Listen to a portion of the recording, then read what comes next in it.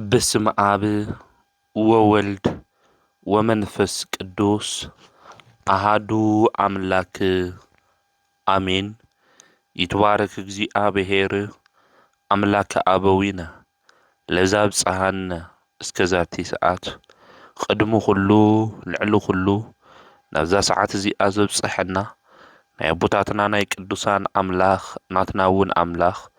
ቅዱስ እግዚአብሔር ስሙ ዝተኸበረን ዝተመስገነን ይሁን። እማ አምላክ ወላዲተ አምላክ ቅድስተ ቅዱሳን ድንግል ማርያም ስለ ፍጹም አዶነታ ስለ ፍጹም ክብራ ክብርን ምስጋናን ይብጽሐያ። ከምኡውን ቅዱሳን አቦታትና ቅዱሳን አዴታትና ብዝተወሃቦም ክብሪ መጠን ኩሉ ምስጋና ይብጽሐዮም። ኣብ ዝተፈላለየ ዓለም ኮይንኩም እዚ መንፈሳዊ ሚድያ እዚ እትከታተሉ ስድራ እግዚአብሔር ኣብ መስቀል ተሰቂሉ ፍጹም ዝኾነ ሰላሙ ብዝሃበና ብኢየሱስ ክርስቶስ ፍጹም ሰላም ከመይ ትጸንሑ ከመይ ትኾኑ ሰላም እግዚአብሔር ምስ ኩላትኩም ይኹን። እንኳዕ ንሰማዕቱ ቅዱስ መርቆሬዎስ ዓመታዊ ክብረ በዓል ብሰላም አብጽሐኩም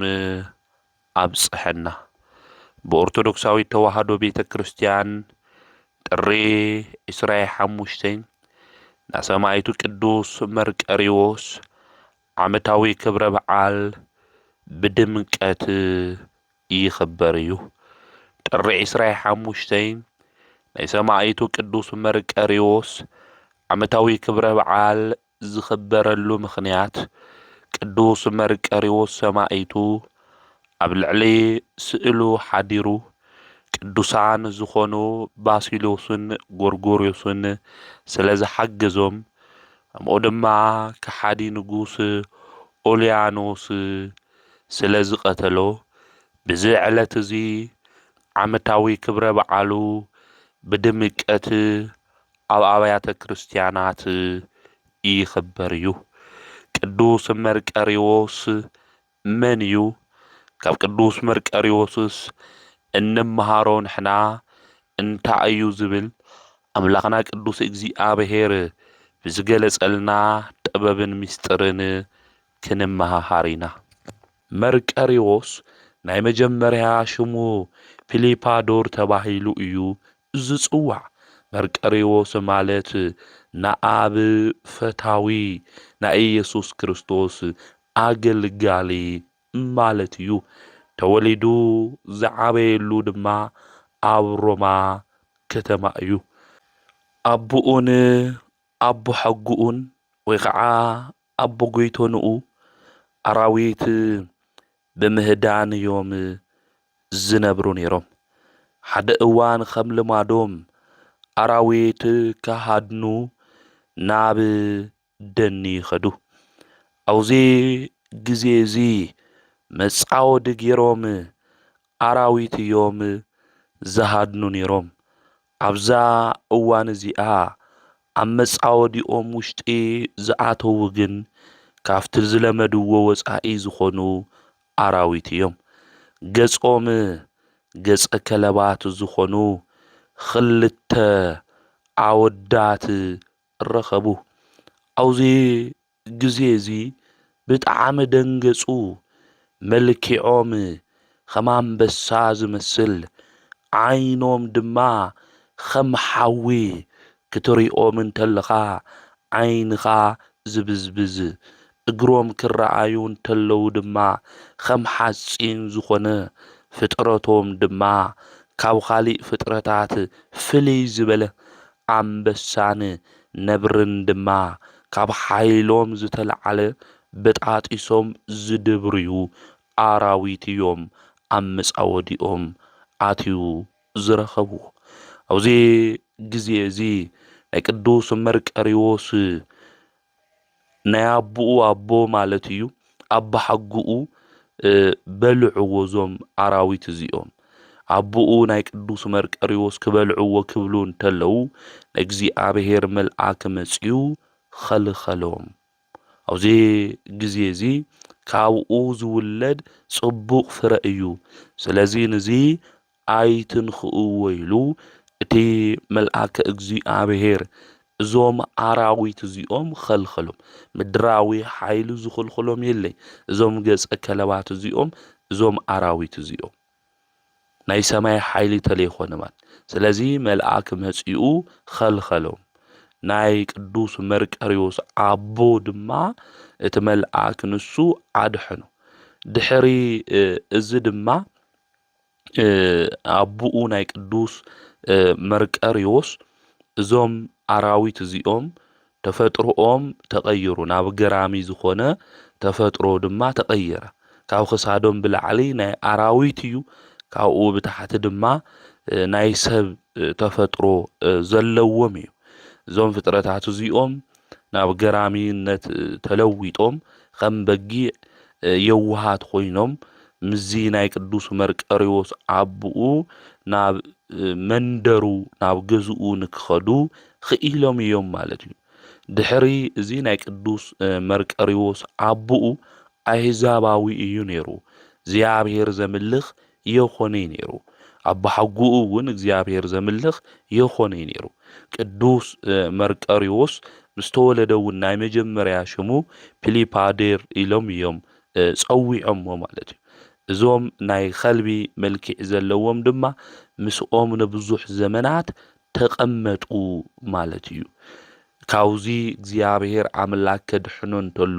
ናይ ቅዱስ መርቀሪዎስ ኣቦኡ ድማ ክርስቲያን ኮይኑ ማለት እዩ ተጠሚቑ ዘድሐነኒ ኣምላኸይ ቅዱስ እግዚኣብሔር እዩ ኢሉ ክርስቲያን ኮይኑ ንሱ እውን ተጠሚቑ ናይ ክርስትና ሽሞም ድማ ናይ ጥምቀት ሽሞም ናይ ቅዱስ መርቀሪዎስ ኣቦኡ ኖህ ተባሂሉ ኣዲኡ ድማ ታቦት ተባሂላ ፒሊፓዴር ዝነበረ ድማ መርቀሪዎስ ተባሂሉ ተሰይሙ ማለት እዩ እዞም ናይ ኸልቢ መልክዕ ዘለዎም ድማ ናይ እግዚኣብሔር መልአክ ተገሊጹሎም ናይ እግዚኣብሔር መልአክ ተገሊጹ ድማ ናይ ቅዱስ መርቀሪዎስ ኣቦ ንክእዘዙ ንከግልግሉ ድማ እገበሮም ማለት እዩ ናይ እግዚኣብሔር ድንቂ ዝኾነ ተኣምር እዚ እዩ ማለት እዩ እግዚአብሔር ንኣምኖ እንድሕር ኮይንና ናብኡ ንመለስ እንድሕር ኮይንና ዘፍርሑና ነገራት ሁሉ ካብ እግርና ብታሕቱ ኮይኖም ክንገዝኦም ንኽእል ኢና ማለት እዩ ስለዚ ኣብቲ ዘመን እሱ ዝነበረ ንጉስ እንዮ ዳኪዎስ ዝበሃል እዚ ንጉስ እዚ ብእግዚአብሔር ድማ ዘይኣምን እዩ ማለት እዩ ነብዙሕ ክርስቲያናት እውን ዘሳቂ ዝነበረ ንጉስ እዩ ናይ ቅዱስ መርቀሪዎስ ኣቦኡ ምስኡ ዘለው ገጸ ከለባት ዘለዎም ብዙሕ ተኣምር ከም ዝገብሩ ሰሚዑ ተመልኪቱ ምኽንያቱ እዞም ናይ ኣራዊት ተግባር ዘለዎም ናይ ኣራዊት መልክዕ ዘለዎም ናብ ገራሚነት ወይ ከዓ ናብ ጽቡቕ ተቕየሩ እንተለው ከግልግሉ እንተለው ንምልከት ኢና ከምኡ እውን ጸላኢ ክመጹ እንተለው ናይ ቀደም ተፈጥሮኦም ተመሊሱ ነቲ ዝመጽእ ጸላኢ ዘጥፍኡ እዮም ነይሮም ስለዚ ኣብዚ ግዜ እዚ ናይ ተዓዲ ንጉስ ሰሚዑ ንከምጽእዎም እዩ ኣዚዙ ማለት እዩ ኣብዚ ግዜ እዚ እግዚአብሔር ናብ ዝቀደመ ፍጥረቶም መሊሱ እቲ ንጉስ ዘምጽኦም ሰባት ክምልከቱ እንተሎ ፈሪሖም ናብቲ ንጉስ ኸይዶም እዮም እቲ ንጉስ እውን እዚ ምስ ሰምዐ ናይቶም ኣራዊት ተፈጥሮ ድማ ንክርሕቕ እግዚአብሔር ድማ እዚ ነገር እዚ ንክገብር ናይ ቅዱስ መርቀሪዎስ ኣቦ ድማ ንእግዚአብሔር ንክልምን እዩ ተናጊርዎ ማለት እዩ ምክንያቱም ሰራዊት ፈሪሖም መጽኦም ተመሊሱ ባዕሉ መጽኡ እውን ርእይዎም እዩ እቲ ንጉስ ክርኢ እንተሎ እቲ ንጉስ እውን እዚኦምማ ከመይ ዝበሉ ኣራዊት እዮም ከመይ ዝበለ ተፈጥሮ እዩ ዘለዎም ብጣዕሚ ዘፍርሑ እዮም ኢሉ እዚ ዘፍርሕ ገጾም እዚ ዘፍርሕ መልክዖም እዚ ዘለዎም ሓይሊ ናብ ቀደም ተፈጥሮኦም ተቐይሮም ስለ ዝነበሩ ተመሊሶም ናብ ገራሚነት ንክቕየሩ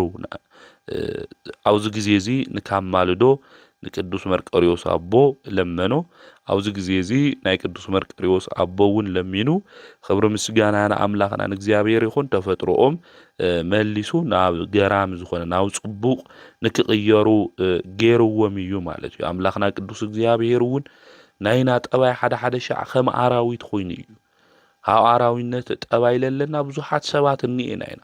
ካብዚ ኣራዊነት ካብዚ ክፉእ ዝኾነ ካብ ሰብኣውነት ወጻኢ ዝኾነ ናይ እንስሳ ጠባይ ለለና ናይ ዝሙት ተግባር እንገብር ሰባት እንቀትል ሰባት ነጥፍ ዘይድሊ ተግባር እንገብር ናይ ኣራዊት ጠባይ ለለና ካብ ሰብ ጠባይ ካብ ሰብ ባህሪ ዝወጻና ሁሉ ንዞም እንስሳ እዚኦም እግዚአብሔር ኣምላኽ ተፈጥሮኦም ላብ ገራምነት ኣምልቀይሮ ሁሉ ናይና ህይወት ናይና ታሪክ እውን እግዚአብሔር ኣምላኽ ለኹለና ንክቕይረልና ናቱ ቅዱስ ፍቃድ ይኹነልና ድሕሪ እዚ ናይ ቅዱስ መርቆሬዎስ አቦ ንጉስ ወሲዱ ገዛኢ ናይ ሰራዊት ሁሉ ድማ ሓለቃ ገይሩ ሾሞ እዞም ናይ ከልቢ ኣርኣያ ወይ ከዓ መልክዕ ዘለዎ ድማ ይእዘዝዎ ነይሮም ምስኡ እዮም ዝጓዓዙ ነይሮም ሁሉ ሰብ ድማ ይፈርሖምን ይኽብሮምን ነበረ ማለት እዩ ምክንያቱ እዞም ሰባት እዞም ተፈጥሮኦም ናብ እንስሳ ኮይኖም ዘለው ኣራዊት ፍርቃ አካሎም ሰብ እዮም ፍርቃ አካሎም ድማ ኣራዊት ዝኾኑ ተፈጥሮ ዘለዎም እዮም ድሕሪ እዚ ናይ ቅዱስ መርቆሬዎስ አቦ ተሾይሙ ናብ ውግእ እዩ ኸይዱ ናብ ውግእ ክዋጋእ እንተሎ ድማ ናይ ቅዱስ መርቆሬዎስ አቦኡ ዝተሰዓረ ዝተሸነፈ ይመስልዎ ንጉስ ኣብኡ ስለ ዝጸንሐ ነቶም እንስሳታት እዞም ኣራዊት እዚኦም ሰው ኮይኖም ግን ላብ ኣራዊት ለተቀየሩ እዮም እዞም እንስሳ እዚኦም ንጉስ ኣምጺኡ ሃይማኖቶም ልክልውጡ ኣብዚሑ እዩ ዝልምኖም ነይሩ ዝገርመኩም እዞም ሰብ ኮይኖም ግን ላብ እንስሳ ለተቀየሩ ክርስትና ሃይማኖት ልነበሮም እዮም ማለት እዩ ናዚ ንጉስ እዚ ኣብዚ ገድሉ ክናንብብ ተለና ክልምኖም ኣብዚ ግዜ እዚ ክልምኖም ሃይማኖትኩም ቀይሩ እዩ ዝብሎም ነይሩ እዚኦም ግን እምቢ ሃይማኖትና ክንቀይር የንኽእል ኢሎም ሃምል ተናገርዎ እዩ ዘርድእና ከመይሉ ክኾን ይኽእል እንስሳ ኮይኖም ተናጊሮም ክንብል ንኽእል ኢና ግን ሰው ኮይኖም ላብ እንስሳነት ዝተቀየሩ እዮም ሰው ኮይኖም ላብ እንስሳ ዝተቀየሩ ይኾነ ናብ በልዓም ኣድጊ እውን እግዚአብሔር ክትናገር ገይርዋ ናይ ቢታንያ ኣእማን እውን ክናገራ ገይሩ እግዚአብሔር ዝሰኣኖ ነገር ሃምለ የለም ምፍላጥ ምርዳእ የድሊ ማለት ናይ ቅዱስ መርቆሬዎስ አቦ ተመሊሱ ማለት ምስ ተመለሰ ሰበይቱ ወዱ ክደልዮም ተሎ የረኸሞም ምክንያቱ ንጉስ ወሲድዎም ነይሩ ና ቅዱስ መርቆሬዎስ አቦ ልሞቶም ወሲድዎም ነይሩ ናይ ቅዱስ መርቆሬዎስ አዲኡ እውን ወሲዱ ክምርዓዋ እዩ ደልዩ ነይሩ ንጉስ ንሳ ግን እምቢ ኢላቶ ንሓደ ወታደር ካውዚ ቦታ እዚ ብስውር ውፅአኒ ኢላቶ ለሚናቶ ምስ ወዳ ኮይና ምስ ቅዱስ መርቆሬዎስ ናብ ካሊእ ቦታ ብስደት ኸይዳ እያ ማለት እዩ አቡኡ እውን ክረኽቦ የኸኣለይ ሰበይቱ እውን ክረክብ የኸኣለይ ንኻልኣይ ግዜ ዝመኮንን እዚ ናይ ቅዱስ መርቆሬዎስ አቦ ክዋጋእ ድማ ኸደ ማለት ክዋጋእ ክኸድ እንተሎ ድማ እቶም ዝተዋግእዎ ወታደራት ድማ ንዑ እንታይ ገብርዎ ማለት እዩ ይማርኽዎ ማለት እዩ ተማርኽዎ እንተሎ ግን እቶም ዝተዋግኦም ዓዲ መርዶሳውያን እንታይ እዮም ነይሮም ክርስቲያን እዮም ነይሮም ማለት እዩ ኣብዚ ግዜ እዚ ክቀትልዎ ይኽኣሉ ማለት እዩ ክርእይዎ እንተሎ ድሕሪ ተወሰነ ግዜ ክርስቲያን ምዃኑ ምስ ፈለጡ እዞም መርዶሳውያን ኣብ ዓዶም እዮም ገዛኢ ገይሮም ናይ ቅዱስ መርቆሬዎስ አቦ ሸይሞሞ ማለት እዩ ክብሪ ምስጋና ለኣምላኽና ለቅዱስ እግዚአብሔር ይኹን እግዚአብሔር ሞገስ ክበካ ተሎ እግዚአብሔር ክብሪ ክበካ ተሎ ኣብ ለይትፈልጦ ዓዲ ሁሉ ይሾመካ ሞገስ ይበካ ክብሪ ይበካ ኣብ ልብና እግዚአብሔር ጥራሕ ንሓዞ እግዚአብሔር ጥራሕ ንተኣዘዝ እግዚአብሔር ጥራሕ ንኽብር እምበይ እግዚአብሔር ኣምላኽና ኣብ ሁሉ ቦታታት ይሾመና የኽብረና ቅዱስ ዮሴፍ እውን ክንምልከት ንኽእል ኢና ቅዱስ ዮሴፍ ኣሕዋት እኳ ተሸጥዎ ኣብ ግብፂ ዓዲ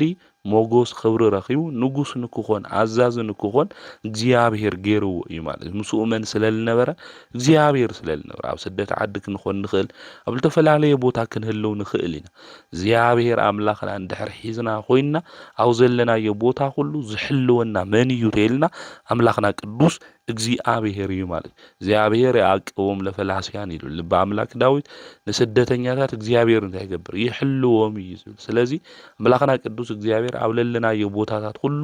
ንክሕልወና ኣብ ዘለናዮ ቦታ ሁሉ ሓልዩ ክብሩ ሞጎስ ንክህበና ንሱ አምላክና ቅዱስ እግዚአብሔር ከነኽብሮ እዩ ዝግበና እግዚአብሔር አምላክ ዘኽበርዎ ሰባት ኣብ ባዕድ ሃገር ኣብ ዘይፈልጥዎ ዓዱ ሁሉ ሞጎስና ክብሪ ክቦም እንተሎ ንምልከት ኢና ማለት እዩ ስለዚ ናይ ቅዱስ መርቆሬዎስ አቡኡ እውን ክርስቲያን ኮይኑ ስለዝኣመነ ብክርስትና መንገዲ እውን ስለዝተጓዓዘ ተተማረኸ እኳ እዞም መርዶሳውያን ዓዲ ገዛኢ ንክኾን ገይሮም ሸይሞሞ እዮም ማለት እዩ ናይ ቅዱስ መርቆሬዎስ ኣዲኡ ሰብኣያ ምስ መርዶሳውያን ሃምለሎ ሰሚዓ ድማ ናብኡ ኸደት እቲ ሰብኣያ እውን ኣብኡ ነጊሱ ሃምለሎ እያ ሰሚዓ ኸይዳ ንሱ እውን ተቐቢልዎም ኣብኡ ድማ ቤተ ክርስቲያን ሰሪሖም እግዚአብሔር ኣምላኾም እውን ብሓድነት ኮይኖም ኣመስጊኖም እዮም ማለት እዩ ድሕሪ ዝተወሰነ ዘመናት ናይ ቅዱስ መርቆሬዎስ አቡኡን ኣዲኡን ድማ ይዓርፉ ማለት እዩ አቡኡን ኣዲኡን ምስ ዓረፉ ድማ እቲ ንጉስ ንቅዱስ መርቆሬዎስ ወሲዱ ባቡኡ ቦታ ድማ ኣብ ልዕሊ መርዶሳውያን ዓዲ ሾሞ ማለት እዩ ቅዱስ መርቆሬዎስ እውን ምስ ተሾመ እቶም መኳንንቱ ኩሎም ብጣዕሚ ደስ ኢልዎም እቶም ገጸ ኸልቢ ዘለዎም ድማ ናብ ጦርነት ምስኡ ሓቢሮም እዮም ናፍቲ ውግእ እውን ዝወፁ ነይሮም ማለት እዩ ንክዋጋ ክወፅእ እንተሎ ንሱ ናይ ቀደም ናይ ኣራዊት ዝኾነ ተፈጥሮም እግዚአብሔር ይምልሰሎም ስለዝነበረ ማንም ዝኽእሎም የነበረ ማለት እዩ እና ንቅዱስ መርቆሬዎስ ዓውይ ናይ ዓወት ምግባር ሓይሊ ተዋሂብዎ ዘይንኡ ሁሉ ኣብ ሁሉ ቦታ ዓዲ ካብ ቤተ መንግስቲ ጀሚሩ ኣብ ዓዲ ሁሉ ተሰሚዑ ኣብ ቤተ መንግስቲ ካብ ዘለዉ ሰባት እውን ልዕል ዝበለ ንክኾን ክኢሉ ማለት እዩ ቅዱስ መርቆሬዎስ ኣብ ሓደ እዋን ጣዖት ዘምልኽ ዳኪዎስ ዝበልናዮ ንጉስ ናይ ብርብር ጸለእቲ ኣብ ልዕሊኡ ተላዓይሎም ክዋግእዎ መጽኦም ሰራዊት ሁሉ ኣኪቦም እዮም መጽኦም ማለት እዩ ብዙሓቶም እውን ከም ምድሪ ሓሸዋ ዝበዝሕ እዩ ነይሩ እዚ ክርኢ እንተሎ እቲ ንጉስ ብጣዕሚ እዩ ፈሪሑ ቅዱስ መርቆሬዎስ ግን እግዚአብሔር ከጥፍኦም እዩ ብኢድና ሕሊፉ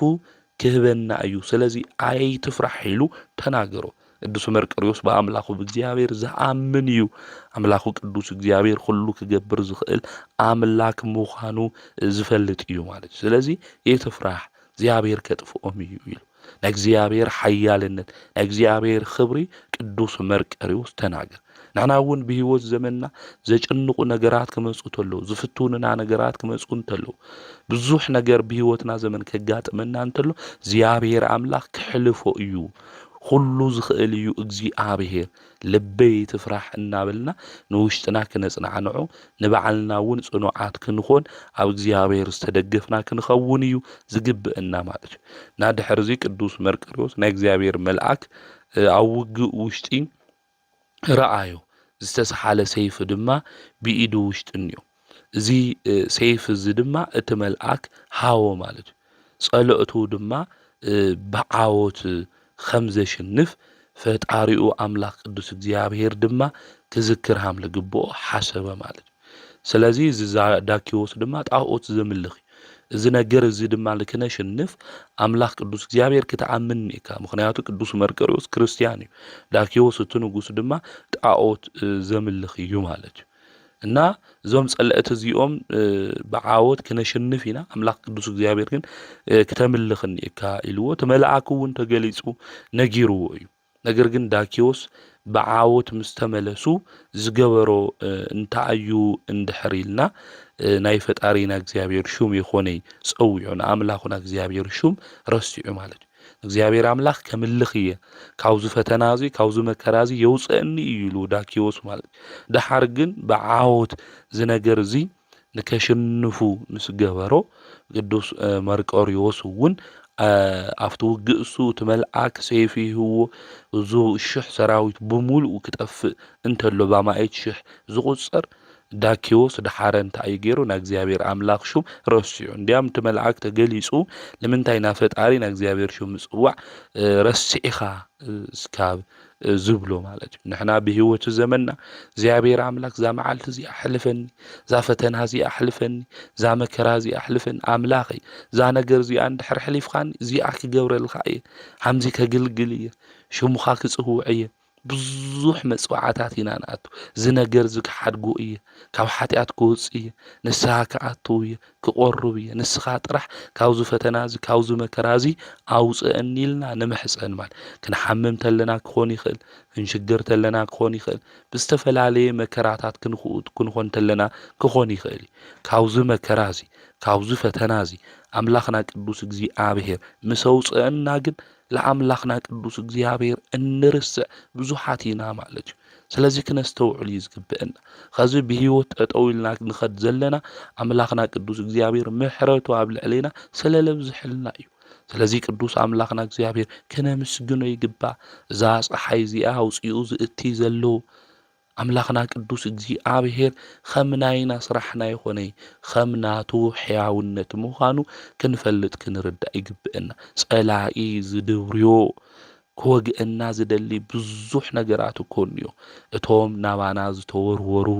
ነገራት ሁሉ ኣምላኽና ቅዱስ እግዚአብሔር ንዓና ከይወግኡና ንዓና ወጊኦም ከይድብሩና ኣምላኽና ቅዱስ እግዚአብሔር ብምሕረቱ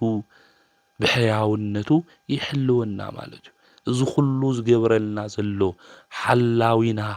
ጓሳና ኣምላኽና ቅዱስ እግዚአብሔር ክንርስዖ ይግብአና ተማላ ኣምላኽና ቅዱስ እግዚአብሔር ክንወጾ ካብ ዘይመስል ጸልማትና መከራ ከውፅአና ተሎ ካብኦም ስወፃና እኮ ኣምላኽና ቅዱስ እግዚአብሔር እንርስዕ እኮ ብዙሓት እኮ ኢና ተመሊስና ብሓጢኣት ተመሊስና በደል ተመሊስና ኣብ ርኩሰት ተመሊስና ኣብ ዘይጠቅም ቦታታት እንቕመጥ እኮ ወገናት ብዙሓት ኢና ስለዚ ልብና ከስተውዕል እዩ ዝግብኦ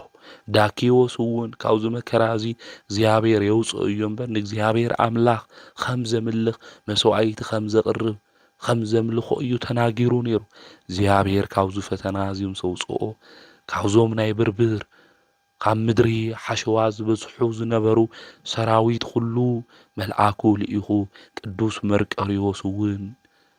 መልአኩ ሰይፊ ሒዙ እዞም ሰራዊት እዚ ሁሉ ከጥፍኡዎም እንተሎ ብእግዚአብሔር ሓይሊ ኣምላኹ ቅዱስ እግዚአብሔር ግን ዳኪዎስ ረሲዑ ንጣዖት ከምልኽ እንተሎ ክዓጥን እንተሎ ንምልከት ኢና ንርኢና ንሕና እውን ሓደ ሓደ ሸዕ ህይወትና ከምዚ እዩ እቲ ዘድሕነና እቲ ዝፈውሰና ካብ ሕማምና ሁሉ ዘድሕነና እኮ ኣምላኽና ቅዱስ እግዚአብሔር እኮ እዩ ሓሚምና ዓራት ክንተሓዝ እንተለና ኣምላኸ ድሕነኒ ካብዚ ስቅያት ካብዚ መከራ ዝንበይ ንዓኻ እየ ዘመነይ ሁሉ ዘግልግል ቤተ ክርስቲያን እየ ዝመፅእ ንብል ኣብ መዓልቲ እኮ ሓደ ሻዕ ሹሙ ይንፅውዕ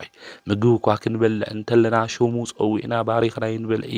ክርስቲያን እስካብ ዘይንመስል ኣምላኽና ቅዱስ እግዚአብሔር ሓዲግና አይዛባዊ ተግባር እንፍጽም ብዙሓት ኢና ዘለና ዘይርስዕ ኣምላኽ ዘይርስዕና ኣምላኽ ንሕና ግን ንርስዖ ማለት እዩ ኣብ መከራና ግዜ ዘይርስዕና ነዚ ኮይ ልባ ኣምላክ ዳዊት ኣብ መከራይ ግዜ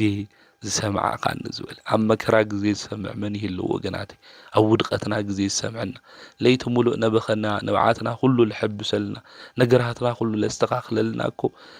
ነገርና ምስጢርና ሁሉ ዝሕብአልና እኮ ቅዱስ ኣምላኽና ንሱ እግዚአብሔር እዚ ኣምላክ ዝሃሚልና ንርስዖ ስለዚ ልቢልና ክንስተውዕል ይግብአና ንጎ ክንለዓል ተለና ምሸት ክንድቅስ ተለና ኣብ ስራሕትና ኩሉ ኣምላኽና ቅዱስ እግዚኣብሔር ሽሙ እናዘከርና ሽሙ እናፀዋዕና ክንፅውዖ እዩ ዝግበእ ዘድሐነና ዝፈውሰና ዝተበዥወና ካብ ዘለዓለማዊ ሞት ዘውፀአና ቅዱስ ኣምላኽና ኢየሱስ ክርስቶስ ክንርስዖ ይግበአና ዳኪዎስ ግን ነዚ ኣምላኹ ቅዱስ እግዚኣብሔር እዚ ረሲዕዎ ማለት እዩ ክነነብብ እንተለና እውን ኣብዚ ገድሊ እዚ ንረኽቦ ንሱ እዩ ተመልኣክ እውን ናይ ፈጣሪኡ ናይ እግዚኣብሔር ሽሙ ምፅዋዕ ንምንታይ ረሲዑ ኢሉ እዩ ተናጊሩ ንሕና እውን ብሂወት ዘመንና ንኣምላኽና ናይ እግዚኣብሔር ሽሙ ምፅዋዕ ገዲፍና ላብ ካሊእ መንደር ንኸድ ሰባት እኒአና ዘስተውዕል ልቢ ኣምላኽና ቅዱስ እግዚኣብሔር ንኹልና ይዓድለና ናቱ ውግእ ምስ ተፈጸመ ንጉስ ዳኪዎስ ንጣዖታት ዕጣን ክዕርግ በዓል ድማ ክገብር ደለየ ቅዱስ መርቀሪዎስ ግን ናፍቲ በዓል እሱ ከኽብር ምስኡ ሓቢሩ ይኸደ ምክንያቱ ቅዱስ መርቀሪዎስ ዘምልኾ ዘመስግኖ መስዋዕቱ እውን ዘቕርበሉ ንኣምላኹ ንቅዱስ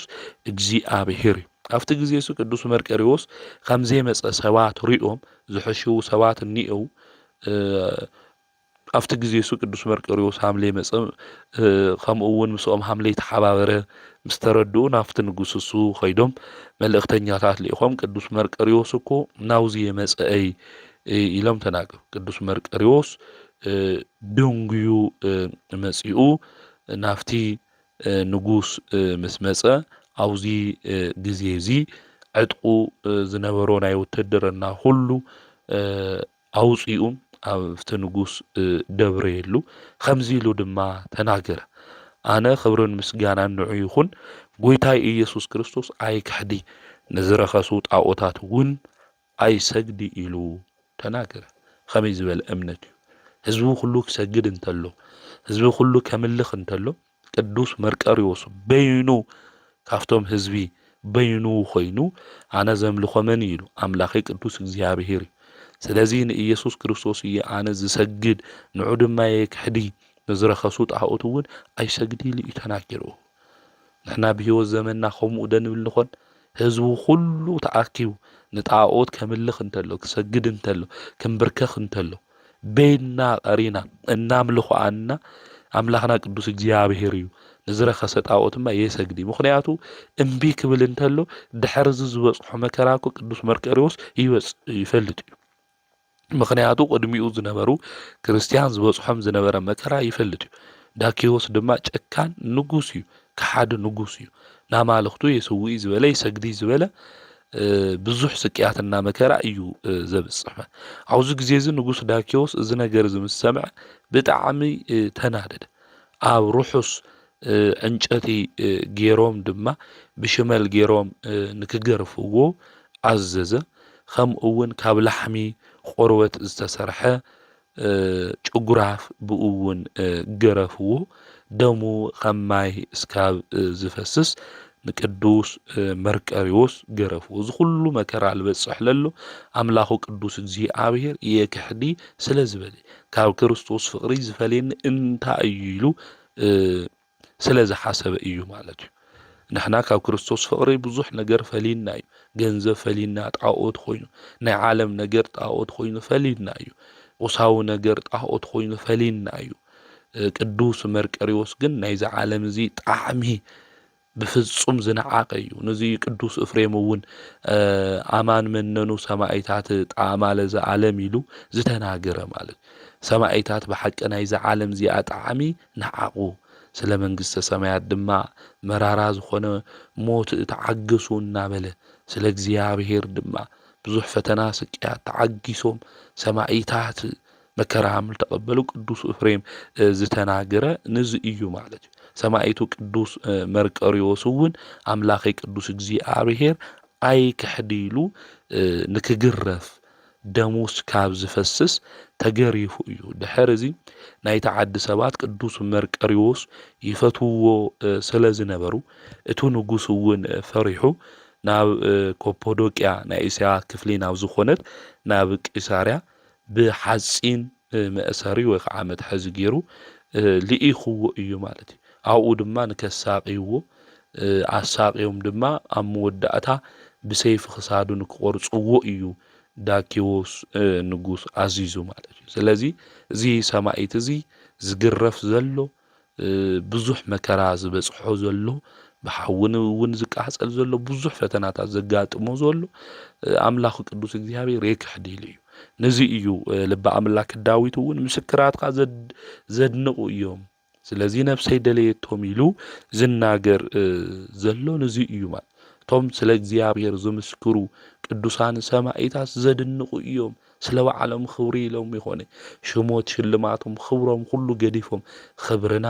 ሽልማትና ሁሉ ነገርና መን እዩ መድኃኒትና ንሱ ኢየሱስ ክርስቶስ እዩ ኢሎም ስለ እሱ መከራ ድማ ዝተቀበሉ እዮም መራራ ዝኾነ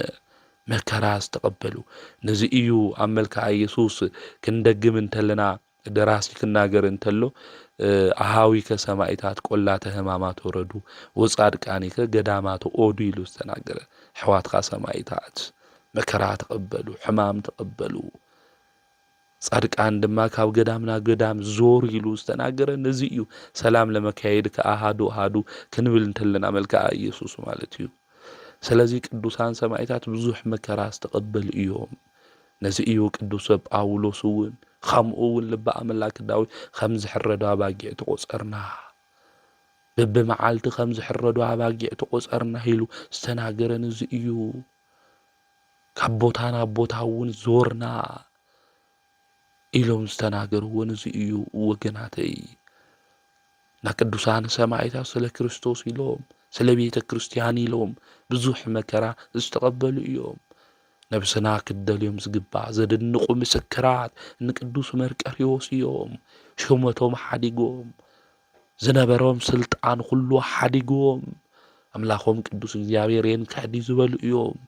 ከዘንሕና ንስልጣን ኢልና ንሹመት ኢልና ንኽብሪ ኢልና ንዝና ኢልና ኣምላኽና ቅዱስ እግዚአብሔር ኢና ንክሕድ ቅዱሳን ሰማዒታት ግን ከምኡ ይኾን ቅዱስ መርቆሬዎስ ኣምላኾም ቅዱስ እግዚአብሔር ካብ ዝክሕዱ ምድራዊ ዘለዎም ሹመት ሽልማት ዝገደፉ እዮም እዞም ቅዱሳን እዚኦም ክሳዱ ብሰይፍን ክቁረጽ ዳኪዎስ ንጉስ ዓዚዙ እዩ ናሰማዒትነት ኣክሊል ድማ ተቀቢሉ እዩ ሰናይ ዝኾነ ገድሉ ተጋዲሉ ሃይማኖቱ ሓልዩ ነብዙሓት ድማ ናይ ሃይማኖት ኣርኣያ መንገዱ ኮይኑ ዝተጓዓዘ እዩ ቅዱስ መርቆሬዎስ ስለዚ ቅዱስ መርቆሬዎስ ነብዙሓት ኣብነት ኣርኣያ መንገዲ ናይ ክርስትና ህይወት ዝኾነ ናይ እምነትና ናይ ሃይማኖትና ሓርበኛ ዝኾነ ቅዱስ ሰማዒት እዩ ዘይጠፍእ ሰማያዊ ኣክሊል ካብ እግዚአብሔር ተቀቢሉ እግዚአብሔር እውን ቃል ኪዳን ኣትይውሉ እዩ ኣብ መከራቱ ሁሉ ዘጽናዕንዑ ካብ ፈተና ካብ መከራ ሁሉ ድማ ዘውጽኦ ዝነበረ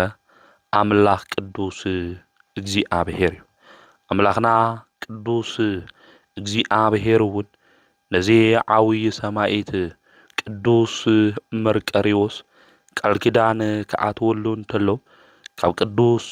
ጊዮርጊስ ቀጺሉ ካልኣይ ሊቀ ሰማዒታት ንስኻ ኢኻ ኢልዎ እዩ ብጣዕሚ ዝገርም ቃል ኪዳኑ ድማ ናይ ቅዱስ መርቆሬዎስ ስእሊ ኣድህኖ ዝሓዘ ሰብ ዝተወርወረ ጦር እንተኾነ ከምኡ እውን ካብ ድንገት ዝኾነ ሓደጋ ካብ ዝተተኮሰ ጥይት እንተኾነ ከም ዘይንኽኦ መድኃኔ ዓለም ቃል ኪዳን ኣትይውሉ እዩ ስለዚ ቅዱስ መርቆሬዎስ ብህይወትና ዘመን ሁሉ እዚ ሰማዒት እዚ ክንጽውዖ እንተለና ካብ ፈተና ሁሉ ዘድሕነና ሰማዒት እዩ ብህይወት ዘመንና ንኩልና ዝገበረልና ምስክርኒእና እዩ ቅዱስ መርቆሬዎስ ተኣሲርና እኳ ካብ እስር ቤት ውፅእና ክንብሎ እንተለና ካብ ኹፉኣት ሰባት ድሕነና ክንብሎ እንተለና ቅዱስ መርቆሬዎስ ካብ ፈተናታት ሁሉ ዘውፅአና ሰማዒት እዩ ስለዚ ኣምላኽ ቅዱስ እግዚአብሔር እውን ካብ ዝውርወሩ ነገራት ሁሉ ካብ ዝትከሱ ነገራት ሁሉ ካብ ድንገት ዝኾኑ ሓደጋታት ሁሉ ኣምላኽ ቅዱስ መርቆሬዎስ ኢሉ ዝለመነ ናቱ ስእሊ ድማ ዝሓዘ ካብ ሁሉ ፈተናታት እግዚአብሔር አምላኽ ከም ዘድሕኖ ክንፈልጥ ክንርዳእ ይግብአና ኣብ ገዳሙ እውን ክንኸድ እንተለና ናቱ ስእሊ ክንርኢ እንተለና ካህናት ማህሌት ከምኡ እውን ሰዓታት ክቆሙ እንተለው ከድርሱ እንተለው ናይ ቅዱስ መርቆሬዎስ ስእሊ ዘለዎ እቲ ፈረስ ከም ዝንቀሳቐስ ብዓይንና ምስክር ኮይና ኩላትና ርኢናዮ ኢና እዚ ድንቂ ኢና እግዚአብሔር ተኣምር እዩ ተኣምር ማለት ከአይምሮ ብላዕሊ እዩ ማለት እዩ ስለዚ ሰማይቱ ቅዱስ መርቆሬዎስ ብዙሕ ተኣምር ዝገብር ሰማይቱ እዩ ማለት እዩ ቅዱስ መርቆሬዎስ ምስ ዓረፈ እውን ብስእሉ ብዙሕ ተኣምር ገይሩ እዩ ብሽሙ እውን ኣብ ዓለም ኩሉ ኣብያተ ክርስቲያናት ተሃኒጾም እዮም ዓበይቲ ዝኾኑ እግዚአብሔር ብዝሃቦ ስልጣን ብዙሕ ተኣምራት እውን ገይሩ እዩ ካብቲ ተኣምር ሓደ ክንምልከት እንተለና ኦልያኖስ ኣብ ዝነገሰ ግዜ ክብሪ ምስጋና ንኣምላኽና ንእግዚአብሔር ይኹን እሞ እዚ ኦልያኖስ ዝበሃል ንጉስ ንእግዚአብሔር ኣምላክ ክሒዱ ኣብዚ ግዜ እዚ ቅዱስ ባሲልዮስ ዘቂሳርያ ሊቀ ጳጳሳት ፓትርያርክ እዩ ነይሩ ተኣምራቱ ኣብ ዝተጻሕፈሉ መጽሓፍ ከም ዝተጻሕፈ ምእመናን ብጽኑዕ ስቓይ እዩ ኦልያኖስ ዘሳቂ ነይሩ ንዑ ክመክር ካብ ስሕተቱ ንክምልስ ቅዱስ ባሲልዮስ ናፍቲ ንጉስ እዩ ኸይዱ ንሕና ንዛጥፍኡ ሰባት ክንመክር እዩ ዝግብአና ካብ ጥፍኣቶም ንክምለሱ ካብ ስሕተቶም ንክምለሱ ክንመክሮም ክንናገሮም እዩ ዝግብአና ሓደ ሻዕ እዚ ሰምዒ እዚ ኣኮይት ሰምዒልና ንሓድግ ኢና ቅዱስ ባሲልዮስ ፓትርያርክ እዩ እዚ ንጉስ እዚ እግዚአብሔር ኣምላክ ከሒዱ ብዙሕ ክርስቲያናት እውን ከሳቂ ሃምለሎ ይፈልጥ እዩ ነገር ግን ከመክሮኒ እኒሉ ናብኡ ኸደ ኦልያኖስ ቅዱስ ባሲልዮስ ምስ ረአዩ ክብሪ ምስጋና ንኣምላኽና ንእግዚአብሔር ይኹን ንእግዚአብሔር ተጻረፈ ቅዱስ ባሲልዮስ እውን ኣሰሮ ማለት እዩ ኣብዚ ግዜ እዚ ኣብ እስር ቤት ኮይኑ ናይ ቅዱስ መርቆሬዎስ ስእሊ ሪኡ ኣብ ቅድሚኡ ኮይኑ ቅዱስ ባሲልዮስ ጸለየ ስእሊ እዛ ስእሊ እዚኣ ካብቲ ቦታ ሱ ኸይዳ ንኦልያኖስ ንጉስ ብጦር ወጊኡ ከም ዝቀተሎ ናብ ቦትኡ እውን ከም ዝተመለሰ ገድሉና ቅዱስ መርቆሬዎስ ይነግረና እዩ ማለት ስለዚ እግዚአብሔር ብቅዱሳን ስእሎም እውን ብዝተፈላለየ መንገዲ ተኣምር ይገብር ኢና ቅዱስ ጳውሎስ ጨርቁ ተኣምር ይገብር ነይሩ ብጽላለቶም ንቅዱስ ጴጥሮስ ኩሎም ተኣምር ይሰርሑ ነይሮም እዮም ስለዚ ኣምላኽና ቅዱስ እግዚአብሔር ብዝተፈላለየ መንገዲ ተኣምሩ ኣብ ልዕሊ ቅዱሳኑ ይሰርሕ እዩ ማለት እና ቅዱስ ባሲልዮስ ከሃዲ ኦልያኖስ ከም ዝሞተ ፈሊጡ ናይ ክርስቶስ ምስክር ዝኾንካ ናይ ሓቂ ጸር ዝኾነ ኦልያኖስ ቀቲልካዮ ዲኻ ክብል እንተሎ ታ ስእሊ ርእሳ ዘንበል ኣቢላ ቅዱስ ባሲልዮስ እውን ደስ ኢልዎ እግዚአብሔር ኣመስጊኑ እዩ ማለት እዩ ስለዚ ናይ ቅዱስ መርቆሬዎስ ተኣምር ሓደ ንምልከቶ እዚ እዩ ማለት ስለዚ ናዩ ስእሊ ዘለዎ ቅዱስ ስእሊና ቅዱስ መርቆሬዎስ ክንሕዝ እንተለና ካብ ዝተፈላለዩ መከራ ከም ዘድሕነና ቅዱስ ባሲልዮስ ዘቂሳርያ እውን ኣብ ቅድሚ ስእሊ ኮይኑ ለሚኑ ኦልያኖስ ንጉስ እውን ንክሞት ቅዱስ መርቆሬዎስ ከም ዝገበሮ ክንፈል ምክንያቱ ኦልያኖስ ልቡ ዘይምለስ እዩ ዝጨከነ ሰብ እዩ ናይ እግዚአብሔር ኣምላኽ ሽሙ እውን ዝተጻረፈ ይኽብሩ ምስጋና ለኣምላኽና ንቅዱስ እግዚአብሔር ይኹን ኣብ ልዕሊ ቅዱሳን ኣብ ልዕሊ እግዚአብሔር ዘየድሊ ቃል ዝናገሩ ሰባት መወዳእቶም መቅሰፍቲ መወዳእቶም መዓት እዩ ዝኾን ስለዚ ብህይወት ዘመንና ሁሉ ንኣምላኽና ቅዱስ እግዚአብሔር ሹም እናመስግን ቅዱሳን እውን ብዝማሬ ሹሞም እናልዕል ክንኾን ይግብአና እምበይ ዘየድሊ ቃል እንናገር ሰባት ክንኾን ከም ዘይግብአና ልቢልና ክነስተውዕል ይግብአና ካሊእና ቅዱስ መርቆሬዎስ ተኣምር ተኣዩ ክንብል እንተለና ኣብ ምስር ዓዲ ካብ መሳፍንቲ ወገን ዝኾነ ሓደ ናይ እስላም መንእሰይ ነይሩ እና እዚ ናይ እስላም ሕጊ መጻሕፍቲ ተማሂሩ ብሓደ ዕለት ድማ ናብ ባሕሪ ከባቢ ክኸድ እንተሎ ሓደ ዝተፈረዶ ሰብ ረኺቡ እዚ ሰብ እዚ ከምዚ ኢሉ ተናገሮ ናይ ክርስትና ጥምቀት ተጠመቕ ኢሉ ይነግሮ እቲ ዝተኣሰረ ክርስቲያን እዚ ሰብ እዚ ግን እንታይ ኢሉ ከምዚ ኢሉ ተናገሩ ከዚ ፍርድኒ እካ እዩ ክትሞት ኢኻ ምክንያቱ ፍርዲ ተፈሪዱ እዚ ክርስቲያን እዚ ንክሞት ኣብ ዓብዩ ጉድጓድ ብሓዊ እንዲዶም ክቐትልዎ እዮም ሰባት ተኣኪቦም ነይሮም ማለት እዩ። እዚ ናብ መስፍን ወዱ ዝኾነ መንእሰይ ግን ንስኻ ተፈሪድካ ኢካ ሓዲ ኢኻ ናብ ሲኦል ኢኻ ከዚ ተኣቱ ዘለኻ ናብ ገሃነም ኢኻ መንበሪኻ እግዚኣብሔር ሰለስተ ኣማልክቲ ጌርኩም ተኣምኑ ክፉእ ኢኻ ኢሉ ይናገሮ ከምኡ እውን ይጸርፍ። እዚ ዝተፈረዶ ክርስቲያን እውን ይሰምዕ። ኣብዚ ግዜ እዚ እዚ ዝተፈረደሉ ከምዚ ኢሉ ይምልስ ኣነ ክርስቲያን እየ ነገር ግን ሰለስተ ኣማልክቲ ኢለ ዘምልኽ ከሃዲ ይኾንኩ ሓደ ኣምላክ እየ ዘምልኽ እምበይ ኣብ ወልድ መንፈስ ቅዱስ ኢለ ስላሴ ሓደ ኣምላክ ኢለ የምልኽ ሓደ ይኾኑ ሰለስተ ይኾኑ ኢለ ግን ኣምላኸይ ክንደይ እዩ ሓደ እዩ ወልድ ካብ ኣቦ ካብ እግዚኣብሔር ፍሉይ ኣይኮነይ ናይ ባዕሉ ቃል እዩ መንፈስ ቅዱስ እውን ህይወቱ እዩ ናይ ሃይማኖትና ሚስጥር ካብኹም ዝተሰወረ ድንቅ እዩ ኢሉ ይናገሩ ስለ ሚስጥረ ስላሴ የምህሩ እና ሚስጥረ ስላሴ ክንመሃር እንተለና እግዚአብሔር ሓደ አምላክ እዩ ሓደ አምላክ ግን ብሹም ብግብር በአካል ግን ሰለስተ እዩ ይልና ሓደ ይኾኑ ሰለስተ ይኾኑ ሓደ ይኾኑ ይልና ኢና ንናገር በመለኮት ሓደ ብሹም ብግብር በአካል ድማ ሰለስተ ይልና ኢና ንናገር ማለት አውዝ ግዜ እዚ ስለ ሚስጥረ ስላሴ ነገሩ እዚ ሰብ እዚ አፍርዲ ይለሉ አፍርዲ ኮይኑ ላው ሓዊ ከአቱ ተፈሪዶ ሰባት ድማ ተአኪቦም ክርዩ እዮም መጽዮም ላውዝ መከራ ውሽጥ እዚ ኮይኑ እኳ ግደፈኒ አነ ተፈሪድኒ እዩ ኢሉ ከማረር ይኾንና ይንሰምዑ ስለ ሃይማኖት ክምስክር ክናገር ተሎ ኢና እንሰምዑ ንሕና እውን አብየቱም ቦታ ክንኾን ንኽእል ኢና ዝተፈላልየ መከራ ዝተፈላልየ ጭንቅ ክንኾን ንኽእል ሃይማኖትና ግን ክንምስክር ክንናገር እዩ ዝግብእና ማለት እዩ ከምዚ ኢሉ ተናገሮ ከዚ ንስኻ ኣብ ልብኻ ጸልማት እዩ ዘሎ ብውሽጢ ናይ ሃይማኖት ብውሽጢኻ ናይ ሃይማኖት ብርሃን የበርህልኸ ድሓር ግን ልብኻ ክበርህ እዩ ከማይ ስለ ኢየሱስ ክርስቶስ ክትጋደል ኢኻ ከምኡ እውን መከራ ክትቀበል ኢኻ ኢሉ ተናገሩ እዚ መንእሰይ እዚ ሰላም እዩ ምስ ሰምዐ ድማ ብጣዕሚ ተናዲዱ ማለት እዩ ጫምኡ ካብ እግሩ አውፅኡ አፉን ገጹን ድማ ርእሱ ጸፈዖ ማለት እዩ ከምዚ ትብለኒ ለምንታይ እዩ በሎ ሰቃዩ ድማ ንክበዝሕ ገበሩ ኣብዚ ግዜ እዚ ድሓረ ክትጽጸት ኢኻ ኢሉ ዝሰብዚ ተናገሩ ኣብዚ ግዜ እዚ ንሰብዚ ክሳዱ ብሰይፊ ቆረጽዎ ናብ ሓዊ ዝነደደውን ወሰኽዎ ማለት እዩ ተሓውውን ልዕል ኢሉ ሰለስተ መዓልቲ ሙሉእ ሓለውት ወታደራት ሓልዮም እዮም ነገር ግን ላፍቲ ሓዊ ተተደብረየ እኳ ወርቂ ያው ሓዊ ከም ዝፍተን ሁሉ ስግኡ እውን ምንም ተለይነኽኦ እዮም ረኺቦሞ ለቲ ንጉስ ምስ ነገርዎ ንክቐብርዎ እዮም እቲ ንጉስ እውን ዓዚዙ ማለት እዚ መንእሰይ ሰላም ድማ እናሓዘነ ናብ ገዝኡ ኾይዱ ከመይ ኢሉ ከምዚ ይብለኒ ኢሉ ካብ ሓዘን ዝተለዓለ ዘይበልዕ ዘይሰቲ ኾነ ማለት ከመይ ኢሉ ከምዚ ይብለኒ ሓደ ሰባት ኮንኒና ልኾነ ሰብ ልኾነ ቃል ይናገረና እሞ አስተንቲና ሰውና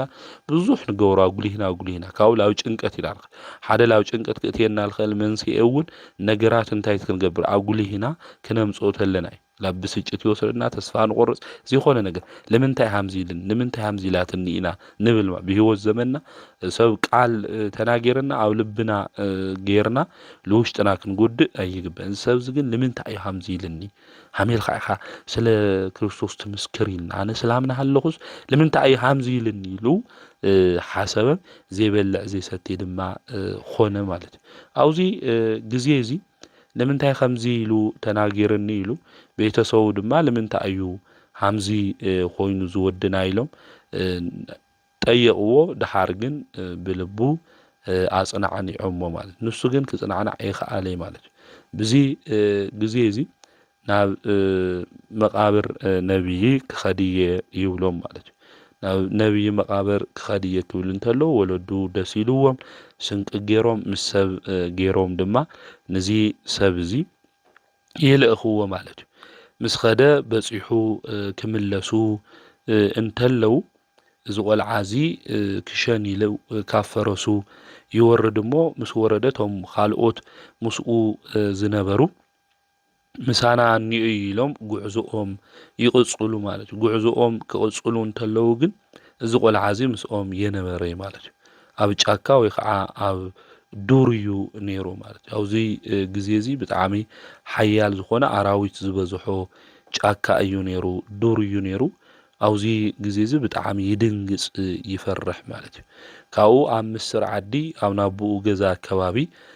ናይ ሰማዕቱ ናይ ቅዱስ መርቆሬዎስ ቤተክርስትያን ከም ዘሎ ዘኪሩ ብልቡ ከምዚ ኢሉ ተናገረ ማለት እዩ መጽውዓ ኣተወ ማለት እዩ ናይ ኢየሱስ ክርስቶስ ምስክር ዝኾንካ መርቆሬዎስ ካብዚ በረኻ እዚ ካብዚ ኣራዊት ኣፍ እዚ እንድሕር ብዛለይቲ እዚኣ ኣድሒንካኒ ኮይንካ ምንም ከይንኽአኒ እንድሕር ወፅየ ኣነ ክርስቲያን ክኾን እየ ኢሉ ተመጻብዐ ወዲያው መልኪዑ ጽቡቕ ዝኾነ መንእሰይ ዝኸበረ ክዳን ዝለበሰ ናይ ወርቂ መዕጠቕ እውን ዝተዓጠቐ ብፈረስ ተቐመጠ ናብኡ መጽአ ናብ ኢኻ ትኸድ በሎ ካብዚ በረኻ እዚ ክወፅእ ይደሊ ኢሉ ተናጊሩ ነዚ መንእሰይ እዚ ብድሕሪቱ ገይሩ እናበረረ ናብ ምስር ዓዲ ድማ ወሰዶ ማለት እዩ ዝወሰዶ ቅዱስ መርቆሬዎስ እዩ ማለት እዩ እና ቅዱስ መርቆሬዎስ ክንጽውዖ እንተለና ፈጢኑ ዝበጽሕ ቅዱስ ሰማዕት ምዃኑ ክንፈልጥ ይግብአና ናፍታ ኣብ ዓዶም ኣብ ምስር ኣከባቢ ለላና ቅዱስ መርቆሬዎስ ቤተክርስትያን እውን እእትይዎ ትበሪ ከይተኸፈተ እእትይዎ ምስ አተዎ ቅዱስ መርቆሬዎስ እውን ተሰዊርዎ ማለት ናይ ቤተክርስትያን መጋቢ ድማ ብለይቲ መጽ እቲ ቤተክርስትያን ከይተኸፈተ ሓደ መንእሰይ ጠጠው ኢሉ ክርኢ እንተሎ ደንጊጹ ማለት እዩ ኣብዚ ግዜ እዚ ሃሜልካ ኢኻ መጺኻ ኢሉ ክናገሮ እንተሎ ወይስ ሌባ ዲኻ ክብሎ እንተሎ ኣይ ላውዚ ቤተክርስትያን እዚ ሓደ መንእሰይ እዩ ምጽኢና ኣነ ኣብ በረኻ እየ ነይረ ኢሉ ተናገሩ እዚ መጋቢ እዚ ናይቲ በረኻ ሹም ምስ ሰምዐ ልብኻ ጠፊኢካ እዩ ዘሎ ኢሉ እዩ ተናጊርዎ ምክንያቱ እውን ፈሪሑ እዩ ዘሎ ናይ እስራኤል ክልተይ መዓልቲ መንገዲ እዩ ብልተወሰነ ደቂቃ ቅዱስ መርቆሬዎስ እውን ሒዝዎ ዝመጽ ማለት ስለዚ ናይቲ ቤተክርስትያን ዘሎ መጋቢ ድማ ናይቲ ቤተክርስትያን አገልጋሊ ሌባ እዩ መሲልዎ ማለት እዩ ነገር ግን ሌባ ይኾንኩይ ናውዚ ዘምጽአኒ ሓደ መንእሰይ እዩ ኣነ ዝፈልጦ ነገር የብለይ ኢሉ ተናገሩ ኣብዚ ግዜ እዚ ካሃዲ ልነበረ ማለት እዩ ናይ ቅዱስ መርቆሬዎስ ስእሊ እቲ ናይ ቤተክርስትያን አገልጋሊ ከርእዮ ተሎ ዝባዕሉ እዩ ተፈረሱ እውን እዚ ዝባዕሉ እዩ ሒዝኒ ዝመጸ ኢሉ ተናገሮ ማለት እዩ ኣብዚ ግዜ እዚ እቲ ናይ ቤተክርስትያን አገልጋሊ እውን ገሪምዎ እዚ መንእሰይ እውን ኣነ ወዲ እዚ ንጉስ እየ ናብዚ ዓዲ ዝለሎ ንጉስ እዩ ኣነ ብእግዚአብሔር ይኣምኒ ነገር ግን ለምህረኒ ሰብ ብሕቡእ ኣምጽአለይ ኢሉ ይናገሩ ኣብዚ ግዜ እዚ እቲ ናይ ቤተክርስትያን አገልጋሊ እሺ ኢሉ ዘምህሮ ሰው ኣምጽኡ ንሱ እውን ተማሂሩ ይጥመቕ ማለት እዩ ቅዱስ መርቆሬዎስ ካብ ፈተና ካብ መከራ ስለለድሕነ ወለዱ ግን እቶም ምስኡ ዝኸዱ ሰባት ድሕሪ 22 መዓልቲ ናፍታ ዓዲ በጽሑ ምስ በጽሑ ወዶም ግን የለይ ማለት እዩ ሓደራ ሂበካ ነይረ ኣብ ምንታይ ማን እዩ ዝወደ ይብሎ ነቲ ሓደራ ሂብዎ ዝነበረሰ ኣይ ኣብ በረኻ ጠፊኡና እዩ ምስ በሎ ወለዱ ይሓዝኑ ማለት እዩ ብጣዕሚ ኣምሪሮም ሓዚኖም ን40 መዓልቲ ዝኣክል ድማ በኸዩ ማለት እዩ ንሱ ግን ኣብ ቤተክርስትያን ተማሂሩ ክርስቲያን ኮይኑ ናብ ወለዱ ተተመሊሱ ወለዱ ዝኣምንዎ ካልእ ስለ ዝኾነ ብዙሕ ስቅያት ከብጽሕሉ ሓደ እዋን ግን እዚ ሰብ እዚ ካብ ቤተክርስትያን አከባቢ ሓደ መንእሰይ ይርኦ ምስ ረኣየ ናብ ወለዱ ይኸድ እዛ በረኻ ሞይቱ ዝተባሃለ ወድኹም ኣብና መርቆሬዎስ ቤተክርስትያን ሪእዮ እየ ይብል ቶም ወለዱ እውን ኸይዶም ይደልይዎ ካብኡ ይረኽብዎ ማለት እዩ ንምንታይ ኢኻ ኣብ ወገንና ማእኸል ተሕፍረና ዝሰራሕካዮ ነገር ጽቡቕ ይኾነይ ይብልዎ ብሕያው ኢየሱስ ክርስቶስ ወዱ ብጎይታ ብኢየሱስ ክርስቶስ ማለት ብሕያው እግዚአብሔር ወዱ ዝኾነ ብኢየሱስ ክርስቶስ ኣሚነ እየ ክርስቲያን እየ ኢሉ መለሰሎም ዓብዪ ስቅያት እውን ኣሰቃየሞ ናብ ጸልማት እውን ጉድጓድ እትዮሞ ሽንቶኦም ብዙሕ ነገሮም ናብ ልዕልዮም ናብ ገዝኦም ጽራግ እውን የብስስሉ ነይሮም ዝብላዕ ዝስተይ እውን ይህዎ ነይሮም ን7 መዓልቲ እንኡ ግን ኩልሻ ትበኪ ነይራ ካብ ጉድጓድ ኣውፅኣ እውን ላብለይ ንርእየካ ቦታ ኽድ ኢላቶ ናብ ኣስቄጥስ ገዳም ኸይዱ ኣብኡ እናገልገለ 2 ዓመት ተቐሚጡ እዩ ማለት እዩ እግዚአብሔር እውን ናይ ትንቢት ጸጋ ሂብዎ ሓደ መነኩሴ እውን ናብ ምስር ከተማ ኽድ ሃይማኖት ኣብኡ ክትገልጽ ኢኻ ክትናገር ኢኻ ኢልዎ ናብ ዓዱ ኸይዱ ኣቦኡ ምስ ረኣዮ እውን ላፍቲ ንጉስ እዩ ወሲዱ ወድና ናይና ሃይማኖት እዩ ዝኽተል ነይሩ ኸዚ ግን ክርስቲያን ኮይኑ እዩ ኢሉ እቲ ንጉስ እውን እቲ ሓቂ ተኣዩ ምስ በሎ ብለይቲ ቅዱስ መርቆሬዎስ ከም ዝተገለጸሉ ኣብ ፈረሱ ኣቕሚጡ እውን ናብ ቤተ ክርስቲያኑ ከም ዘምጽኦ ናይ 22 መዓልቲ መንገዲ ከም ዓይኒ ምጥቃስ ኮይኑ ማለት እዩ ብቅጽበት ከም ዘምጽኦ ስእሉ ትርኢ ተሎ እሱ ምዃኑ ከም ዝተረድአ ለቲ ንጉስ ይነግሮ ማለት እዩ እቲ ንጉስ እውን እዚ ምስ ሰምዐ ብጣዕሚ ኣድኒቑ ብምፍራሕ ኮይኑ ክገብረልካ ትደሊ ተኣዩ ኢልዎ ወለዱ ለሓሰብዎ መከራ ከብፅሕሉ ስቅያት ከብፅሕሉ እዮም ሓሲቦም ነገር ግን ናይ ቅዱስ መርቆሬዎስ ዝገበሮ ተኣምር ክናገር እንተሎ ናይቲ ንጉስ ልቢ እውን ራህር እዩ ማለት ስለዚ ለጨካናት ልቢ ዘርህርህ እዩ ቅዱስ መርቆሬዎስ ሽሙ ኣብ መከራ ፈተና ክንኾን እንተለና ክንጽውዖ እዩ ዝግብአና ማለት አውዚ ግዜ እዚ ታይ ክገብረልካ ክብሎ እንተሎ ናይ ቅዱስ መርቆሬዎስ ቤተ ክርስቲያን ክስራሐለይ ይደሊ እየ ና መላእክት ሓለቃና ቅዱስ ሚካኤል እውን ምስኡ ኢሉ ምስ ነገሮት ንጉስ ባስቸኳይ ንክህነጽ አዚዙ ኣፍታ ቤተ ክርስቲያን ውሽጥ እውን ብዙሕ ተኣምራት ተገሊጹ ንሱ እውን አበሚኔት ኮይኑ ብዙሓት መንኩሶም እዮም ክልተ ድርሳናት እውን ደሪሱ ካድያን እውን ኣምሂሩ ናብ ዝቐንዐ ሃይማኖት መሊሱ እግዚአብሔር አገልግል በሰላም ዓሪፉ እዩ ማለት እዩ ሽሙ እውን ዮሐንስ ልብል ሽሙ እዮም አውጽዮምሉ ማለት ስለዚ ቅዱስ መርቆሬዎስ ሃምዚ እዩ ካብ ፈተና ካብ መከራ አድሒኑ ዘይኣምን ዝነበረ ሰብ እኳ ሽሙ ክጽውዖ እንተሎ ኣማልደኒ ክብሎ እንተሎ እዚ ናይ ክርስቶስ ምስክር ዝኾነ ቅዱስ መርቆሬዎስ ካብ ፈተና ኩሉ አውጽኡ ናብ ሃምዚ ዝበለ ክብሪ ክበቅዕ ገይርዎ ስለዚ ቅዱስ መርቆሬዎስ ሰማዕት ብለማዓንቲ ሕዳር 25 ሰማዕትነት ተቀበለሉ ዕለት እዩ እሞ ቃል ኪዳኑ ምሳና ልክኾን አምላከ ቅዱስ መርቆሬዎስ አድሕነኒ ቅዱስ መርቆሬዎስ ካብ ፈተና ካብ ዘይፈልጦ ካብ አራዊት ከምኡ እውን ካብ ዝትኮሱ ነገራት ካብ ድንገት ዝኾነ ሞት ሁሉ ካብ ኾፉእ ነገር ሁሉ ሰውረኒ ናይ ክርስቶስ ምስክር ኢልና ክንጽውዕ ይግብአና ነብስና እውን ክትደልዮ ዝግባእኑ እዩ ምስክራትካ ዘድንቁ እዮም ስለዚ ነብሰይ ትደልዮም ዝበለ ልበ አምላክ ዳዊት ለዚ እዩሞ ና ቅዱስ መርቆሬዎስ ህይወቱ ታሪኩ ገድሉ ሁሉ ሰሚዕና ኢና ቃል ኪዳኑ እውን ሰሚዕና ኢና ና ቅዱስ መርቆሬዎስ ሰማዕት በረከቱ ረድኤቱ አማላድነቱ ቃል ኪዳኑ ምስ ኩልና ህዝበ ክርስቲያን ይኹን ከዚ እንሰምዖም ናይ አራዊት ዝኾኑ ድምጽታት ብዙሓት እዮም ዝትኮሱ ነገራት ብዙሓት እዮም ካብ በራሪ ዝኾነ ነገራት ካብ ድንገት ዝኾነ ካብ ኾፉእ ነገር ሁሉ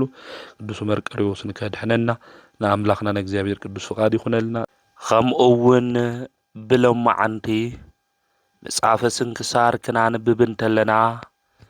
ጥሪ 25 ብፁዕ አባ ጴጥሮስ ጽሙድ በዓለ ዕረፍቱ ምዃኑ መጽሓፈ ስንክሳር ይነግረና እዩ እዚ ቅዱስ እዚ ብገድሊ ዝተጸመደ አቦ እዩ አቀዲሙ ግን እዚ ቅዱስ እዚ ቀራጺ ዝነበረ ልቡ ድማ ዝደንደነ ርህራሄ ዘይብሉ ሰብ እዩ ነይሩ እዚ ሰብ እዚ ብፍላይ ኣብቲ ዘመን እሱ ዝነበሩ ሰባት ናይ ክፉእ ሽም አውጽኦምሉ ነይሮም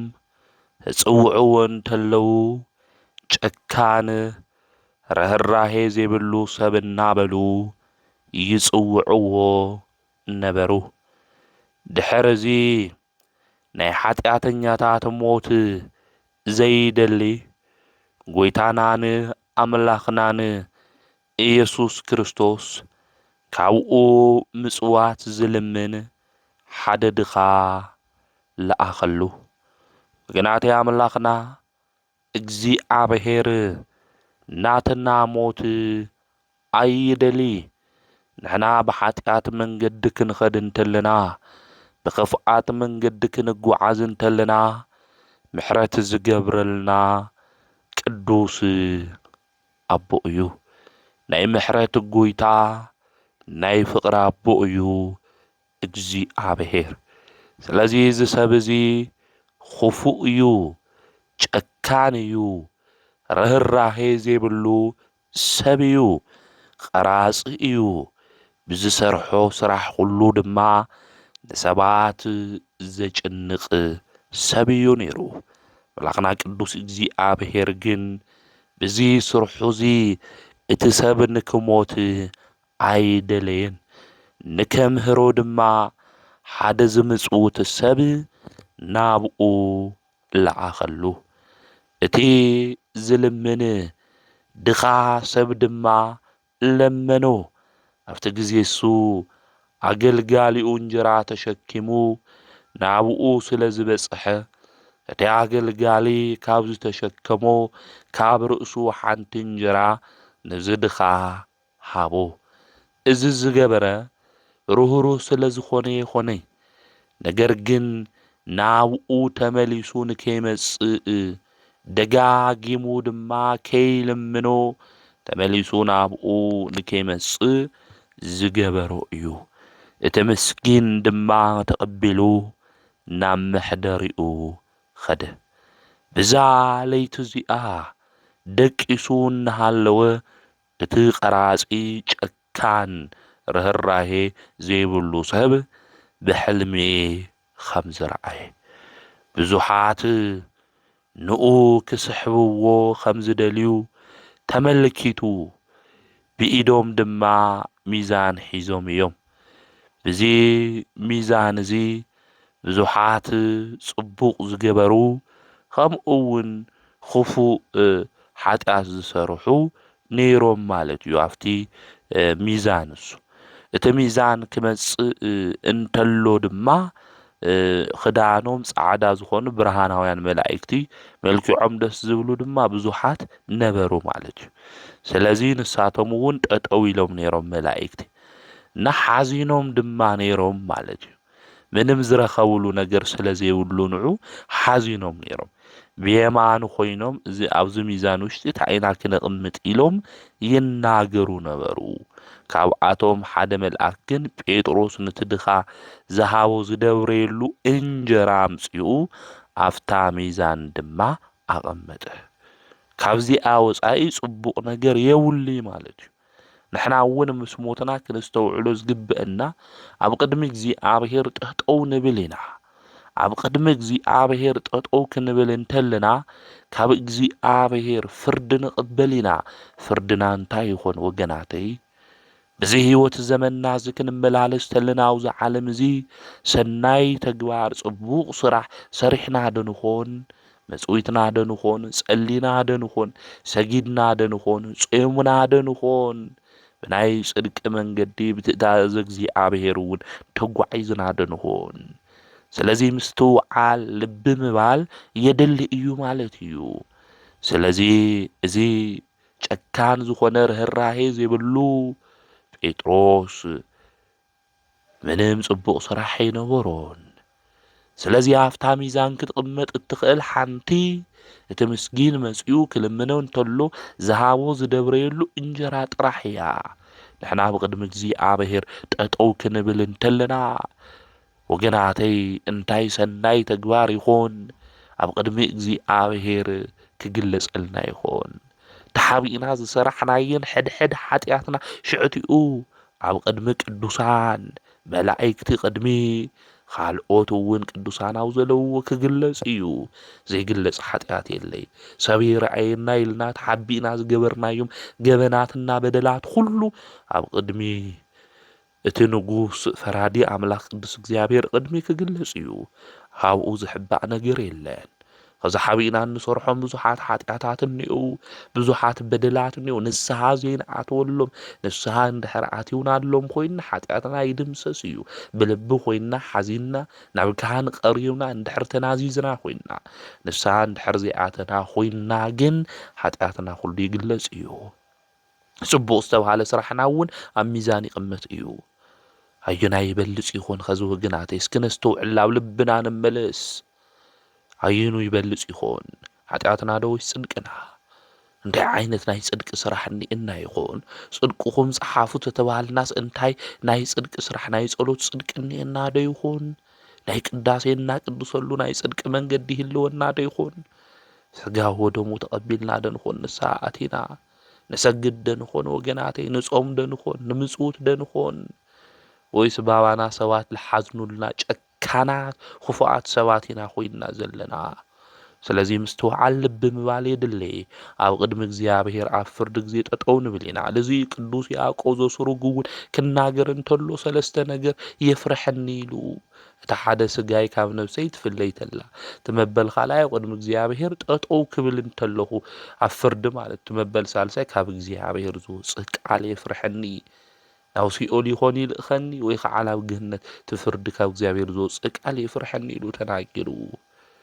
ስለዚህ ንሳሌ አተና ሞት ትመጽእ ተሎ ከቢድ እዩ ኣብ ቅድሚ እግዚአብሔር ጠጠው ምባል ድማ ከቢድ እዩ ቅዱሳን መላእክቲ ክልተ ክንፎም ገጾም ክልተ ክንፎም እግሮም ክልተ ክንፎም ድማ ካብ ኣድማስ እስካብ ኣድማስ ዘርጊሖም ዝሰግድሉ ቅዱስ ኣምላኽ ብርሃናዊ ኣምላኽ ቅድሚ እግዚአብሔር ጠጠው ምባል የፍርሕ እዩ ካብኡ ዝወፅእ ቃልስ ንዕብሩኻን ደቀይ ደይብለና ይኾን ወይም ኣቶም ርጉማን ቅድሚ ዓለም ምድላው ቅድሚ ዓለም ምፍጣሩ ዝተዳለወ ገሃንም እተው ትብለና ተሎ እዩ እና ስለዚ ከቢድ እዩ ነስተውዕል ነሳክናቱ ይግብአና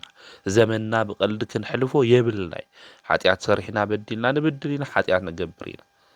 ድኻምና እግዚአብሔር ይፈልጥ እዩ ተመሊስና ግን እንታይ ክትግብር ንሳክናት ጻዲቅ 7000 ይወድቕ 7000 ግን ምትንሳእ እዩ ኣብ ክርስትና ህይወት ንወድቕ ኢና ከምኡ እውን ክንትንስእ ይግብአና ማለት እዚ ሰብ እዚ ግን ብሕልሙ ዝረአዮ ነገር እዚ እዩ ነይሩ ማለት እቲ መልአክ ግን ጴጥሮስ እታ ንድኻ ዝደብራያ እንጀራ ኣምጺኡ ኣብኡ ኣፍታ ሚዛን ከፈበላ እቶም መላእክት ካልኦት ግን እዚ ኩሉ ኃጢአት እዛ ነገር እዚ ኣብ ሞት እያ ትጠቅም ኢሎም ተናገሩ ኣብዚ ግዜ እዚ እናፈርሐ እናደንገጸ ካብ ድቃሱ ድማ ካብ ዝደቀሶ ድቃሱ ድማ እዚ ኣቦዚ ይትንስእ ማለት እዩ ድሕር እዚ ሕልሚ እዚ ረአይ እዚ ምስ ረአየ ምስ ተመልከተ ዝቀደመ ክፉእ ስርሑኡ ገዲፉ ተጸጽይቱ ንስሓ ኣትዩ ብጣዕሚ ሩህሩህ ኮይኑ ሃፍቱ ንብረቱ ሁሉ ሸይጡ ንድኻታት ንምስጊናት ሂቡ ባዕሉ ድማ ናብ ገዳብ ኣቲ እዩ ማለት እዩ ኣብዚ ግዜ እዚ ጽቡቕ ስርሑ ክሰርሕ እንተሎ ሰባት ከምስግንዎ ከድንቕዎ እንተለው ምስ ፈለጠ ውዳሴ ከንቱ ስለዘይደለ ናብ ገዳም ኣሽቂጩ ኣትዩ ካብ ኣባ መቃርስ ገዳም እውን ምንኩስና ተቀቢሉ ፍጹም ኮይኑ ተጋዲሉ ብመንፈሳዊ ተጋድሎ እውን ተጸሚዱ እግዚአብሔር ኣገልጊሉ እዩ ናይ ዕረፍቱ ጊዜ ፈሊጡ ድማ ዝኸበሩ ኣቦታት ጸዊዑ ተሳሊምዎም ብለምዓንቲ ጥሪ 5 ድማ እዚ ቅዱስ እዚ ኣቦና ዓሪፉ እዩ ንኣምላኽና ንእግዚአብሔር ምስጋና ይኹኖ ካብዚ ቅዱስ እዚ ቅዱስ ጴጥሮስ ኣቦና ድማ እግዚአብሔር ኣምላክ በረከቱ ንኹልና ይዓድለና ብጸሎቱ እውን ይምሓረን ከምኡ እውን ብለምዓንቲ ጥሪ 5 እስራይ 5 ማለት እዩ መጽሓፈ ስንክሳር ክናነብብ እንተለና ቅዱስ ሰባስቲያኖስ ዝተባሃለ ሰማዒት ብለምዓንቲ ምስክር ኮይኑ ሰማዒቱ ኮይኑ ዝዓረፈሉ ዕለት ምዃኑ መጽሓፈ ስንክሳር ጥሪ 25 ክናነብብ እንተለና ንረክብ ኢና እዚ ሰባስቲያኖስ ኢልና እንጽውዖ ናይ ሮማ ንጉስ ወዱ እዩ ማለት እዩ ወለዱ እውን እግዚአብሔር ዘምልኹን እግዚአብሔር ዝፈርሑ ስለዝነበሩ ብተግሳጽ እግዚአብሔር ብምፍራሕ እዮም እዕውየሞ አቡኡ ምስ ዓረፈ ድማ ዲዮቅልጥያኖስና መክሲሚያኖስ ዝተባሃሉ እዮም ነጊሶም ማለት እዩ እዚ ቅዱስ እዚ ድማ ናይ ዓዲ ገዛኢ ኮይኑ ሹመት ተዋሂብዎ ነይሩ እዩ ከም አቡኡ ድማ የኽብርዎ ነይሮም ጥበብን ምስቱ ዓለን ሒዙ ድማ ዝጓዓዝ እዩ ነይሩ ብዙሓት ሕሙማን ከምኡ እውን ዓይኖም ዝዓወሩ ድማ ብጸሎት እንታይ ይኸፍተሎም ነይሩ እግዚአብሔር ናይ ምፍዋስ ጥበብ እውን ዓዲልዎ ነይሩ እዩ ድሕር እዚ ናይ ክብሩ ሁሉ በዓል ዋና ዝኾነ ክርስቶስ ዲዮቅልጥያኖስ ክሒዱ እዚ ናይ ሰይጣን ምሕደር ዝኾነ ዲዮቅልጥያኖስ ኣቀዲሙ ክርስቶስ ዘምልኽ ዝነበረ እዩ ድሓር እዩ ክሒዱ ዲዮቅልጥያኖስ ስለዚ ዲዮቅልጥያኖስ ምስከ ሓደ ንጣዖታት ንክሰግድ ነዚ ቅዱስ እዚ ሰበስቲያኖስ ድማ የግድዶ ማለት እዩ ኣብዚ ግዜ እዚ እምቢ ይብል እዚ ቅዱስ እዚ እምቢ ምስ በለ ድማ ምስ ዝደረቀ ኦም ማለት እዩ ዓምዲ ንክእሰር ቁፅሪ ዘይብሎም ድማ ግርፋት ንክገርፍዎ አዘዘ ኣብዚ ግዜ እዚ ብዝተፈላለየ በትረ እናምፁ እዮም ዝገርፍዎ ነይሮም ደሙ ከም ውሕጅ ናብ መሬት እስካብ ዝፈስስ ኣብዚ ግዜ እዚ ዝቅዱስ እዚ ንኣምላኹ ንቅዱስ እግዚኣብሔር የከሓደ ካብ ክርስቶስ ፍቅሪ ዝፈልየኒ መን እዩ ኢሉ ዝኣመነ ብፁዕ ቅዱስ ስለ ዝነበረ ዝሞተውን መሲልዎም ገዲፎሞ እዮም ኸይዶም ማለት እዩ ኣብዚ ግዜ እዚ ምእመናን ብለይቲ መፅኦም ብሂወት ድማ ረኸብዎ ማለት እዩ ከምኡውን ናብ ሓንቲ ደሴት እውን ወሰድዋ ዋቐመጥዎ ዲዮቅልጥያኖስ እዚ ሰሚዑ ናብኡ ንክመጽእ ገበሮ ኣብ ሓፂን ዘንግታት ሓፂን ዘንግ ዘሎ ብኡ ንክድብድብዎ እዩ ዓዚዙ ብዙሕ መዓልቲ ድማ ደብደብዎ ነዚ ቅዱስ ኣቦዚ ንክርስቶስ ከሓድዮም ኢሎሞ ማለት ኣብዚ ግዜ እዚ ብዙሕ ግርፋት ገሪፎም ብሓጭን ክገርፍዎ እንተለዉ ስጉኡ ክለዓል እንተሎ ብዙሕ መከራ እዮም ኣውፂሖምሉ ድሕሪ ዝተወሰነ ግዜ ግን ነብሱ ሓለፈት ማለት እዩ ብሕልሚ ድማ ሓንቲ ኣዶ ሪኣ ስጉኡ ካብ ዘለዎ ቦታ ኣምፂኣ ቅዱስ ጴጥሮስና ጳውሎስ ናብ ዝተቀበሩሉ ቦታ ድማ ስጉኡ ሒዛቶ ኸይዳ እያ እዛ ኣዶ እዚኣ እግዚኣብሔር ገሊፅላ ጎይታ እውን ዝኽሩ ንዝገብር ሽሙ ንዝፅውዕ ሕማም ዝበሃል ሽግር ዝበሃል ጥሜት ዝበሃል ከምዘይቀርቦ ቃል ኪዳን እውን ኣትይውሉ እዩ ናይዚ ኣቦ እዚ ቃል ኪዳን ምስ ኩላትና ይኹን ብሕማም እንስቃይ ብመከራ ብዝተፈላለየ ነገር ስቅያት ኣብ ልዕሊና ዘለና ብዙሓት እኒአና እሞ ናይ ቅዱሳን ቃል ኪዳን ዘኪሩ ምሕረት ዝገብር እግዚኣብሔር ናይዚ ቅዱስ እዚ ቃል ኪዳኑ ምሕረቱ ድማ ዘኪሩ ንኩልና ኣምላኽና ቅዱስ እግዚኣብሔር ካብዚ ቅዱስ እዚ በረከት ንክዕድለና ንኣምላኽና ናይ እግዚኣብሔር ቅዱስ ፍቃድ ይኹነልና ስለዚ እዞም ቅዱሳን ኣቦታትና እዚኦም ክንምልከቶም እንተለና ኣምላኽና ቅዱስ እግዚኣብሔር የንክሕዲ ኢሎም ሰማዒትነት ዝተቀበሉ ምስክር ዝኾኑ ከምኡውን ብተጋድሎ ዝሓለፉ ቅዱሳን እዮም ካብዞም ቅዱሳን እዚኦም በረከቶም ረድኤቶም ምስ ኩላትና ይኹን ናይዚ ሰማዒት እዚ ድማ በረከቱ ምስ ኩላትና ይኹን ንኣምላኽና ንእግዚኣብሔር እውን ምስጋና ይኹኖ ጥሪ 25 መጽሓፈ ስንክሳር ክናንብብ እንተለና ናይዞም ሰማዒታት እዚኦም ገድሎም እንታይ ምዃኑ መጽሓፈ ስንክሳር ይነግረና ከምኡውን ሰማዒት ኣስኪላ ብለማዓንቲ ሰማዒት ከም ዝኾነ ይነግረና ኣብዚ መጽሓፍ እዚ ስንክሳር ክናንብብ እንተለና ማለት እዩ ናይዚ ቅዱስ እዚ ናይ ሰማዒት ኣስኪላ ዝኽሪ እዩ በረከት ረድኤት ምስ ኩላትና ይኹን ዘምህረና ዝግስጸና ናይ ኣቦታትና ኣምላክ ቅዱስ እግዚአብሔር ስሙ ዝተኸበረን ዝተመስገነን ይኹን ወስብሐት ለእግዚአብሔር ወወላዲቱ ድንግል ወለመስቀሉ ክቡር